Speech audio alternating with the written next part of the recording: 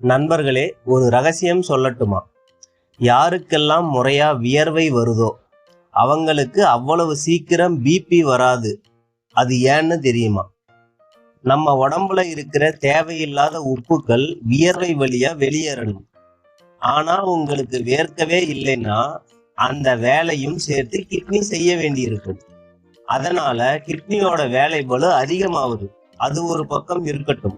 அந்த கழிவு உப்புக்கள் ரத்தத்துல கலக்கிறதால ரத்தத்தோட அடர்த்தி அதிகமாகி பிபி வர அதுவே காரணமாகுது. இன்னொரு முக்கியமான விஷயம், நீங்க சிறுநீர் கழிக்கும் போது அதுல அதிகமா நுரை வந்தா சிறுநீரகம் பலவீனமா இருக்குன்னு அர்த்தம். உஷாரா இருங்க. உடல்ல வியர்வை வெளியேற நீங்க வாய்ப்பு கொடுங்க. உங்க ஆரோக்கியத்தை உங்க உடம்பே பார்த்துக்கும். இதை பத்தி இன்னும் விரிவா தெரிஞ்சுக்க கமெண்ட்ல இருக்கிற முழு வீடியோவின் லிங்கை கிளிக் பண்ணுங்க.